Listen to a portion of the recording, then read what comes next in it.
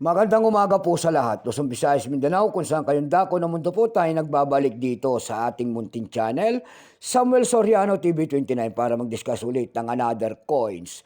At ito po ay ating hiling, mangolekta ho ng barya. Kaya ho tayo nandito nagsisailing ng kanilang mga halaga, ang aking mga koleksyon. Ayan po. Magandang umaga po sa lahat ng aking mga subscriber kung saan kayong dako ng mundo po. Keep safe po sa lahat and God bless. Maraming salamat sa inyo ang aking mga subscriber. Yun naman pong hindi pa po nakapag-subscribe dito sa aking YouTube channel at gusto nyo ang ganitong mga topic po about coins. Ayan po, ang anyayahan ko sana kayo at malaking tulong na po ang inyong gagawin. Tulad ng pagpindot ng ating subscribe button, like and share para ma-update po kayo sa mga latest ko pang gagawin mga video po. Ang pag-usapan po natin ngayon ay pera po ng Grace. Word coins po, ayan. Ang ating pag-usapan, pera ng Grace.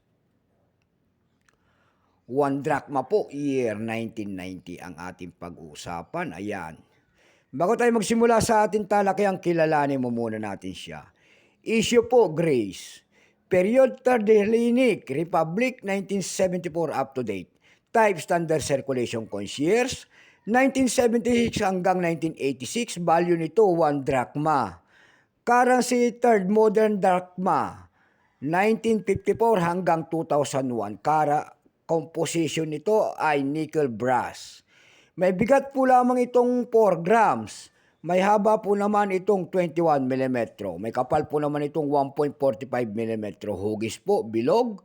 Orientation nito ay medal alignment. Itinigil ang paggamit nito noong February 28, 2002. Number M-543. Reference number KM-166.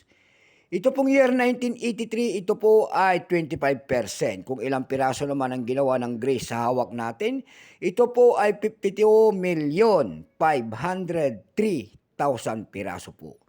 May price na po doon sa ating numista. Yung kanyang extra fine ay 12 pesos. Yung kanyang almost uncirculated, 17. Ang circulated nito ay nagkakahalaga po ng 17 pesos.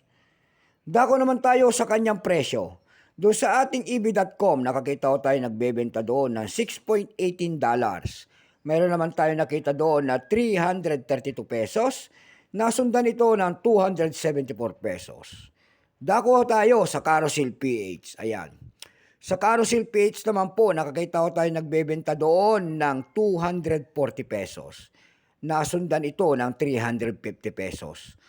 Ayan lamang po ang aking may babahaging kanyang presyo sagad na. So hanggang dito na lamang po, Luzon, Visayas, Mindanao, kung saan kayong dako ng mundo po. Keep safe po sa lahat and God bless.